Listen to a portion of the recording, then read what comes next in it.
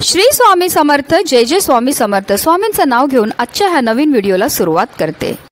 पुष्य नक्षत्राला नक्षत्राचा राजा म्हटले गेले आहे। त्यावर शनी, गुरु आणि माता लक्ष्मीचा शुभ प्रभाव आहे। म्हणूनच पुष्य नक्षत्र खरेदीसाठी आणि शुभ कार्यासाठी शुभ आहे। या वर्षातील शेवटचे पुष्य नक्षत्र 21 नोव्हेंबर रोजी तयार होत आहे। विशेष म्हणजे ते गुरुपुष्य नक्षत्र असेल। गुरुपुष्य नक्षत्र 21 नोव्हेंबर रोजी सकाळी 6:49 सुरू होईल तर दुपारी 3:35 पर्यंत शुभ मुहूर्त असेल। या दरम्यानच आपल्याला शुभ कार्य तसेच खरेदीही करायची आहे। ज्योतिषशास्त्रानुसार सर्व 27 नक्षत्रात पुष्य नक्षत्र श्रेष्ठ मानले जाते। पुष्य हा सर्व दुष्टांचा नाशक आहे। लग्न सोडून इतर कोणतेही शुभ कार्य करायचे असेल तर पुष्य नक्षत्र सर्वोत्तम मानला जातो।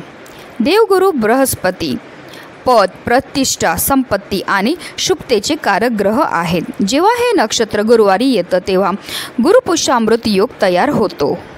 गुरुवारी श्री हरी विष्णूंबरोबर बृहस्पती देवांची पूजा केली जाते, ज्यांना सुख, वैभव, संपत्ती प्रदान करणारे म्हटले जाते। तसेच या नक्षत्राचे स्वामी शनिदेव आहेत, म्हणून शनिदेव व बृहस्पती या दोन्ही देवांचा या नक्षत्रावर प्रभाव आहे। धर्मग्रंथांनुसार असे मानले जाते की या नक्षत्रात धन आणि समृद्धीची देवी लक्ष्मीचा जन्म झाला होता। म्हणूनच या दिवशी केलेले लक्ष्मीपूजन अत्यंत शुभ आणि लाभदायक मानले जाते। या दिवशी दिवे लागण्याच्या वेळेस श्री सूक्ताचे पठण करून लक्ष्मी देवीची पूजा करावी। तसेच दत्तगुरूंच्या मंत्राचा जप करावा। तुम्ही दिगंबरा दिगंबरा श्रीपाद वल्लभ दिगंबरा या मंत्राचा जप हा करू शकतात। असं केल्याने दत्तगुरू आणि लक्ष्मी देवीचे शुभ आशीर्वाद प्राप्त होऊन अमृत पुण्य कमवण्याची संधी प्राप्त होऊ शकते।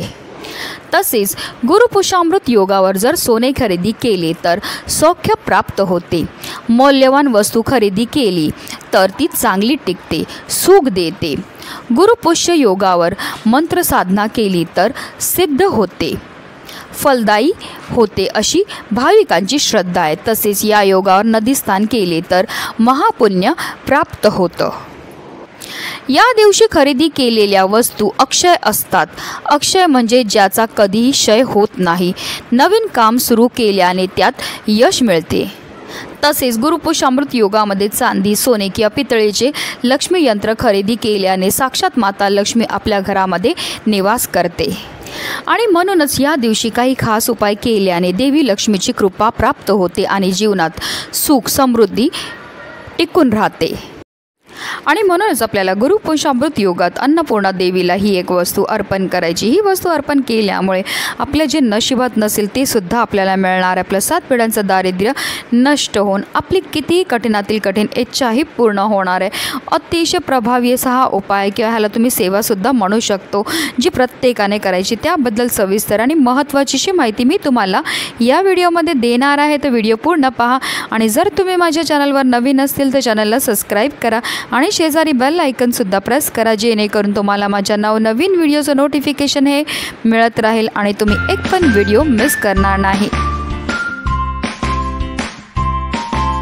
गुरुपुष्यामृत योगाच्या दिवशी आपल्याला सकाळी ब्रह्ममुहूर्तावर उठायचं आणि स्नान करायचे। स्नान केल्यानंतर आपल्याला स्वच्छ वस्त्र हे परिधान करायचे आहेत। जर तुम्हाला शक्य असेल तर आवर्जून या दिवशी तुम्हाला पिवळ्या रंगाचे वस्त्र हे परिधान करायचे। त्यानंतर आपल्याला देवघरामध्ये विधिवत देवांची पूजा ही करायची आहे। देवी लक्ष्मी बरोबर श्रीहरी विष्णू, गणपती बाप्पा, महादेव आणि भगवान कुबेरांची पूजा ही करायची आहे। कारण लक्ष्मी आणि लक्ष्मीपती धनप्राप्तीचा आशीर्वाद देणारे आहेत, तर महादेव हे संकटमोचक आहेत आणि गणपती बाप्पा हे बुद्धिमत्ताचे देवता आहेत। लक्ष्मी प्राप्ती झाल्यावर तिचा योग्य प्रकारे आपल्याला उपयोग झाला पाहिजे, तिचं संरक्षण झालं पाहिजे। म्हणूनच या सर्व देवतांची पूजा करणं लाभदायक मानलं जातं। तसेच श्री सूक्तम तसेच पुरुष सूक्ताचे पठण करून पंचोपचार पूजा करावी। कलस्थापना केल्यास घरात धन धान्य वृद्धी व लक्ष्मी प्राप्ती होते। हिंदू धर्मात देवी अन्नपूर्णेला विशेष स्थान आहे. अन्नपूर्णा माताची अन्नाची देवी म्हणून पूजा केली जाते. देवी अन्नपूर्णेच्या आशीर्वादाने कुटुंबातील सदस्यांना अन्न मिळतं. जो भक्त खऱ्या श्रद्धेने देवी अन्नपूर्णाची आराधना करतो त्याचे घर कायम धनधान्याने भरलेले असते. अन्नपूर्णा देवीला अन्न, सौभाग्य आणि संपत्तीची देवी मानले जाते. आपल्याकडे लग्न झाल्यानंतर मुलीच्या हातात अन्नपूर्णा देवीची मूर्ती देण्याची प्रथा आहे. याचा अर्थ असा होतो की ती मुलगी ज्या नवीन घरात जाईल त्या घरात देवी अन्नपूर्णेच्या रूपात धन धान्याची संपन्नता व्हावी. देवी अन्नपूर्णेची प्रतिमा घरात असल्याने घरामध्ये नकारात्मक ऊर्जा नष्ट होते आणि वास्तुदोषही दूर होतो. आणि अन्नपूर्णा माता म्हणजे साक्षात माता पार्वतीचं स्वरूप आहे. आणि गुरुपुषामृत योगामध्ये महादेवांबरोबर माता पार्वतीची सुद्धा पूजा करण्याला विशेष महत्त्व हे दिलं जातं. तर आपल्याला सकाळीच देवपूजा करतानाच अन्नपूर्णा देवीची सुद्धा पूजा आणि सेवाही करायची. आपल्याला अन्नपूर्णा मातेच्या मूर्तीला एका तामणामध्ये घ्यायचं आहे आणि तिला जलाभिषेक हा करायचा. 11 पळी पाणी अन्नपूर्णा मातेच्या मूर्तीवर अर्पण करायचं. प्रत्येक पळी पाणी अर्पण करताना आपल्याला ओम अन्नपूर्णाय नमः या मंत्राचा जप हा करायचा आहे. त्यानंतर आपल्याला अन्नपूर्णा मातेच्या मूर्तीला स्वच्छ पुसून घ्यायचं. पुन्हा एक तामण घ्यायचं. तामणावर आपल्याला हळद आणि कुंकूने एक स्वास्तिक काढून घ्यायचं. त्या स्वास्तिकला आपल्याला हळद कुंकू अर्पण करून घ्यायचं आणि त्यावर आपल्याला अन्नपूर्णा मातेच्या मूर्तीला ठेवायचं आहे. अन्नपूर्णा मातेला आपल्याला हळद कुंकू, अक्षदा, धूपदीप, अगरबत्ती दाखवून घ्यायची आहे. आणि त्यानंतर जी वस्तू आपल्याला गुरुपुषामृत योगामध्ये अन्नपूर्णा मातेला अर्पण करायची ती म्हणजे हळद. गुरुपुषामृत योगाच्या दिवशी हळदीला अनन्यसाधारण असं महत्त्व आहे. तुम्ही सोनं नाही खरेदी केलं तरी चालणार आहे, पण तुम्हाला अवघ्या 10 रुपयाची हळद ही खरेदी करून आपल्या घरी घेऊन यायची. ही हळद आपल्या घरी आणल्यामुळे साक्षात माता लक्ष्मीला आपल्या घरी आणल्या एवढं आपल्याला पुण्य हे प्राप्त होणार आहे. आणि जर आपण गुरुपुषामृत योगामध्ये अन्नपूर्णा देवीला हळद अर्पण केली तर सोन्याहून मौल्यवान वस्तू अर्पण केल्या एवढं आपल्याला पुण्य हे प्राप्त होणार आहे. आता आपल्याला एक वाटीभर हळद ही घ्यायची आहे. ज्या रीतीने देवीला आपण कुंकुमार्चन करतो त्याचप्रमाणे आपल्याला देवीला हळदीचं अर्चनसुद्धा करायचं आहे. कुंकुमार्चन करायची सुद्धा एक विशिष्ट पद्धत असते. आपल्या उजव्या हाताचा अंगठा, तसंच मधलं बोट आणि करंगळी शेजारीचं जे बोट असतं त्याला अनामिकं म्हणतात. ह्या 3 बोटाने आपल्याला हे अर्चन जे आहे ते करायचं. ह्याला मृगी मुद्रा असं म्हटलं जातं.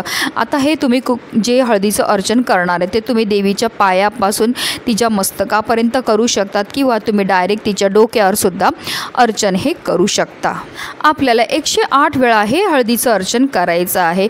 प्रत्येक वेळेस देवीवर जेव्हा आपण हळद अर्पण करणार आहे तेव्हा आपल्याला ओम अन्नपूर्णाय नमः, ओम अन्नपूर्णाय नमः या मंत्राचा जप हा करायचा आहे. जेव्हा आपण देवीवर हळदीचं अर्चन करतो त्याचबरोबर मंत्राचा जप करतो त्यामुळे ही हळद जी आहे ती अभिमंत्रित होते.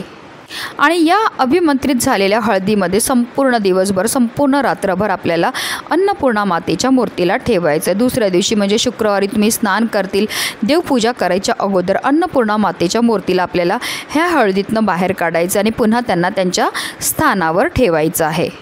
आता जी आपण अन्नपूर्णा देवीवर हळद अर्पण केलेली आहे ती आपल्याला एका डबीमध्ये भरून घ्यायची आहे. ही हळद पुन्हा तुम्हाला देवपूजेमध्ये वापरता येणार नाही, पण ही अभिमंत्रित झालेली हळद आहे. जेव्हा पण तुमच्या घरामध्ये प्रत्येक सदस्य असेल त्या प्रत्येक सदस्याच्या कपाळावर तुम्हाला आवर्जून दररोज ह्या हळदीने टिळा हा लावायचा आहे. असं केल्यामुळे आपल्या कुटुंबाच्या प्रत्येक सदस्याची भरभरून प्रगती तर होतेच होते, पण त्यांच्यावर कधीही कोणत्याही प्रकारचं संकट किंवा विघ्नसुद्धा येत नाही.